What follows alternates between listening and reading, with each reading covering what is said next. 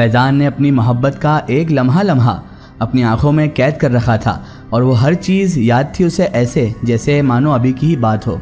मैंने उससे पूछा कि आखिर उसके बाद क्या हुआ, तो उसने कहा जितना देखा करते थे उतनी तड़प बढ़ती थी और तड़प बहुत ज़्यादा बढ़ चुकी थी। वो बोला और सच ही कहा उसने, हम दीदार कर लौट आते। वो फिर से बोला, मैं समझ गया था अब। वो उठा और कोने की तरफ गया, गिलास साफ किया, पानी डाला और ले आया मेरे लिए और कहने लगा, लीजिए आलिम साहब। मैंने पानी पिया और गिलास वापस किया। उसने गिलास वहीं जाकर रख दिया, फिर आ बैठा संग मेरे। मुस्कुरा रहा था, वो बाहर देख रहा था। उसकी नीली आंखें झिलमिला रही थी, तपती रेत से उठती रोशनी उसके रंग को और निखार रही थी। आंखों से जैसे नीली रोशनी झलक रही थी। धूप जो लौटती थी रेत से टकरा कर, तो उसमें रोशनी खुद ब खुद पैदा हो जाती थी। वही रोशनी उसकी आंखों से टकरा रही थी। आंखों से जैसे नीले रंग की रोशनी जैसी निकल रही थी। फिर उसने मुझे देखा, मुस्कुराया, आंखों में चमक बनी हुई थी। आलिम साहब, अचानक वो बोला। मैंने कहा, बोलिए फैज़ान। उसने कहा, मैं सब जानता हूँ, आपके पेशो पेश का सबब। अब मैं मुस्कुराया और वो कहने लगा, आप आलिम हैं, वही करेंगे तो इंसानी कायदो कानून कहता है और करना भी चाहिए। जो अपने फ़र्ज से डिग जाता है वो ना तो इंसान है ना कोई गैबी हमारी तरह। वो बोला। मैंने कहा, ये फैज़ान, ओह सच में कितनी गहरी बात करता है यार, ये कितनी गहरी सोच है, कितनी सटीक और जहनी बातें कही उसने। जो अपने फ़र्ज से डिग जाता है वो ना इंसान है और ना कोई गैबी। आलिम साहब, फिर से वो बोला। मैंने कहा, हाँ जी बोलिए फैज़ान। तो वो कहने लगा, आपको एक वाक़या सुनाए हम, इजाज़त दें आप। मैंने उससे कहा, जी बिल्कुल सुनाएं और इजाज़त ना मांगे आप बार बार, आप हमारे बिल्कुल बहुत करीबी हो चुके हैं। मैंने उससे जब ऐसा कहा तो वो मुस्कुराया। उसने कहा, नहीं आलिम साहब, अपने इखलाक हमें कभी नहीं छोड़ने चाहिए, माफ़ी चाहेंगे। वो अचानक से बोला। मैं फिर से मुस्कुराया। मैंने कहा, जी जी बिल्कुल, आप सुनाएं। और वो शुरू हो गया। हमारे रिश्तेदार हैं आसिफ, उन्हें कैद किया गया है। वो बोला। मैंने पूछा, कैद?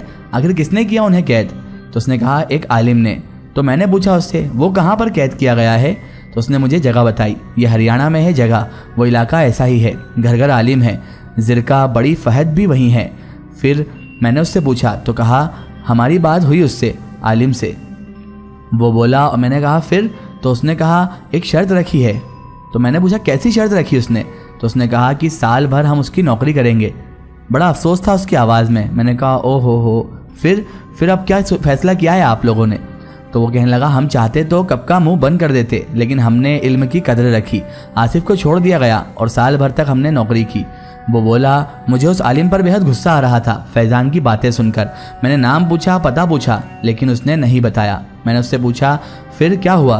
तो वो कहने लगा, साल बीत गया लेकिन हमें आज़ाद नहीं किया गया। हम बेहद शिद्दत से उसका काम करते थे, सिर्फ नेकी का, दूसरे बदी के काम नहीं करते थे। मैंने पूछा, फिर? तो उसने कहा, अब जब नहीं आज़ाद किया तो हमने अपने दम पर ही उस आलिम से सब खींच लिया और हम आज़ाद हो गए। जाते जाते उसको हम कुछ दौलत दे आए थे। उसके घर में और भी लोग थे ताकि उनका पेट भर सके। वो बोला। मैं तो यह हैरान हो गया था सुनकर, अपने ईमान का इतना पक्का जिन्नात, वो भी इतना खतरनाक पक्का। चाहता तो कैद से छुड़ा भी लेता और आलिम को कैद कर आता, लेकिन इल्म की इज्जत रखी उसने, नौकरी की उस आलिम की, नेकी के सभी काम किए। वाह फैज़ान वाह। मैंने उसके कंधे पर हाथ रख दिया। वो बेहद खुश हुआ। उसका यह वाक़या सुनाने का भी एक मकसद था, यही कि जैसे उसने मान रखा उस इल्म का, ऐसे ही मैं अपने फ़र्ज़ को आगे रखूं।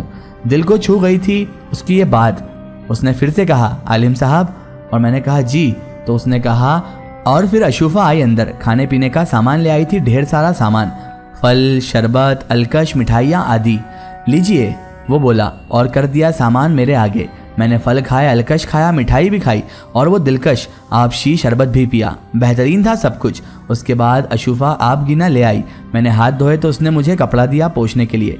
पेट भर गया था मेरा, डकार आ गई थी। उसने हाथ उठाया अपना, पढ़ा कुछ, मुस्कुराया और कहने लगा, इजाज़त दे आलिम साहब।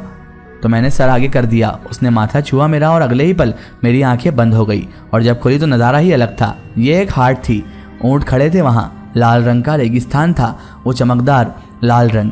उस वक्त हवा नहीं थी, रेत नहीं उड़ रही थी। मेरे सर से एक मुसल्ले की तरह कपड़ा बंधा था। मैं भी कबीले वाला सा लग रहा था। लोग आ जा रहे थे, बकरियां मैं कर रही थी, दुम्बे बंधे थे। उस हाट में तरह तरह का सामान था, बर्तन, कपड़े, अनाज, मक्का आदि। तभी मेरी नज़र सामने पड़ी। कबीले वाली बनी स्वाति फैज़ान का हाथ पकड़े एक फल वाले के पास खड़ी थी। मैं चल पड़ा उसी तरफ। स्वाति ने एक कीनू सा पकड़ा था हाथ में नहीं, दोनों हाथों में। वो इतना बड़ा था कि जैसे छोटा तरबूज लगता हो। लेकिन था वो कीनू ही, हमारे माल्टा से 3 गुना बड़ा। उसकी महक आ रही थी, खटास भरी। 2 ले लिए गए थे, पैसे भी दे दिए गए थे, फैजान ने ही दिए थे। अब फैजान ने उसे पैसे दे दिए और वो दोनों ही कीनू पकड़े। हाथ पकड़ा फैजान का स्वाति ने और फैजान ले चला आगे उसे। पीछे देखा, मुझे देखा और मुस्कुराया और मैं उनके पीछे चल पड़ा, क्योंकि ये मुस्कुराना उसका ये इशारा था कि मेरे पीछे आ जाएं। फैजान एक जगह जाकर रुका। यहाँ तंबू तो नहीं, हाँ 3 कन्नातें जरूर लगी थी। छत पर भी कन्नात लगी थी, दरी बिछी थी। उसने अपना कपड़ा बिछाया नीचे और बिठा दिया स्वाति को उस पर। खुद ऐसे ही बैठ गया। वो छीलने लगा था कीनू अंगूठे और उंगलियों से, और तभी मुझे आवाज़ दी किसी ने। मैं पीछे घूमा, ये हैजा थी।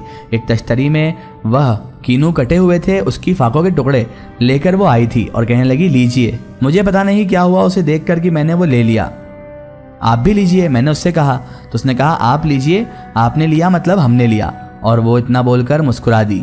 मैं भी मुस्कुरा गया। मैंने एक टुकड़ा उठाया, खाया और जैसे ही मुंह में रखा, ऐसा स्वाद कि मैं उन्हें लफ्ज़ों में बयान भी नहीं कर सकता।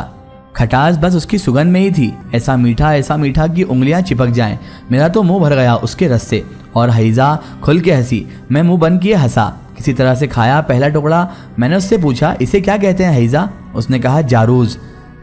जैसा नाम वैसा काम, मैंने कहा, और वो फिर हंस पड़ी। मेरे छोटे से मुंह में जैसे रस भरा कोई गुब्बारा फूट जाता था। मैं मुंह बंद करता कि कहीं मुंह से पिचकारी ना छूट जाए बाहर।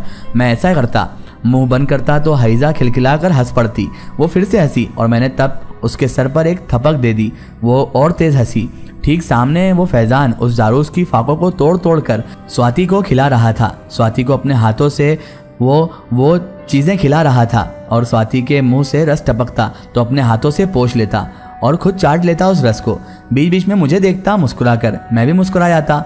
उनकी इस कदर की मोहब्बत देखकर मुझे अब जलन सी महसूस होने लगी थी, क्योंकि इतना प्यार कोई इंसान किसी इंसान को भी नहीं कर सकता जो फैजान उस स्वाति नामी लड़की को कर रहा था। वो जिन्नात होने के बावजूद भी उसे ऐसी मोहब्बत कर रहा था मानो कि वो उसी के लिए बना हो। तभी पीछे से मेरे कंधे पर हाथ रखा गया। मेरे मुंह में वो रस भरा था। मैंने पीछे मुड़कर देखा, ये हैजा ही थी। संजीदगी से वो मुझे देख रही थी। चेहरे पर अलग ही भाव उभरे थे उसके। मैंने सबसे पहले वो रसदार टुकड़ा हलक के नीचे किया और फिर उसको देखा और सवाल किया, क्या हुआ हैजा? मैंने उससे पूछा। वो कुछ ना बोली, बस मुझे नज़रों से दागे। मैंने पूछा, क्या हुआ? फिर से पूछा मैंने, तो ना बोले कुछ, सिर्फ देखे जाए, पलके भी ना झपकाए। वो तो मैंने उसके चेहरे को छुआ, जैसे जगाया हो उसको नींद से। बताओ हैजा, मैंने उससे फिर पूछा। वो देखो सामने, वो बोली। मैंने सामने देखा। स्वाति फैजान की जांघ पर सर रखकर लेट गई थी और फैजान उसको उन फाकों के टुकड़े, उनके रेशे हटाकर खिला रहा था अपने हाथों से। स्वाति को इस तरीके से मोहब्बत से खिला रहा था कि देखने लायक मंजर था। स्वाति जब भी वो टुकड़ा खाती फैजान के गाल पर चिकोटी भर लेती थी, खिलखिलाकर हंसने लगती थी। रस अगर बहता तो अपने हाथ से साफ कर देता फैजान। वो इसके होंठ और ठुड्डी और उस खूस को अपने हाथों से साफ करता, मानो कि किसी बच्चे की तरह उसे लाड़ प्यार कर रहा था, और वो खुद चाट लेता था वो रस। तभी हैजा बोली, क्या आपको जरा सा भी एहसास नहीं है? अब लहजा कड़क हो गया था उसका। मैंने कहा, हाँ है। अभी भी इनको अलहदा करेंगे आप? उसने पूछा। मैंने हैजा की आंखों में देखा, आंखें फैली हुई थी। उसको सच में उस लम्हे गुस्सा आया हुआ था। अभी सोच रहा हूँ, मैंने कहा। तो उसने कहा, क्या सोच रहे हो? मैंने कहा कि अलहदा करूँ या नहीं। और एक टुकड़ा फिर से उसने मुंह में सरका दिया अंदर मेरे। फिर से मुंह बंद हुआ मेरा, गाल फूल गए मेरे। क्या करेंगे? उसने वापस पूछा। मैंने कहा, चल जाएगा, आपको पता। उसने कहा, अभी बताइए। वो बोली। मैंने कहा, अभी तो जांच रहा हूँ मैं। उसने कहा, बताइए आप, मैं कुछ नहीं जानती, मुझे बताइए। मैं उसकी बात सुनकर उसका ये प्यारा सा गुस्सा देखकर मुस्कुरा पड़ा। एक बहन का अपने भाई के लिए प्यार, वो जायज़ गुस्सा और एक आलिम के सामने मजबूरी, तीनों का सामना कर रही थी हैजा। आखिर क्या होगा अब आलिम साहब का अगला डिसीजन, और कैसे हैजा आलिम साहब को रिझा कर क्या अपने भाई की मोहब्बत को बचा पाएगी, और स्वाति और फैजान की मोहब्बत क्या रूप लेगी, ये सब जानेंगे हम इस वीडियो के अगले पार्ट में। दोस्तों, अगर आप भी अपनी ज़िंदगी की कोई सच्ची कहानी या सच्ची घटना हमारे चैनल से शेयर करवाना चाहते हैं, और आप चाहते हैं कि आपकी स्टोरी भी माय स्टोरी बुक चैनल से शेयर हो, तो आप हमें हमारे फेसबुक पेज पर कांटेक्ट कर सकते हैं और अपनी स्टोरी वहां पर हमें बता सकते हैं।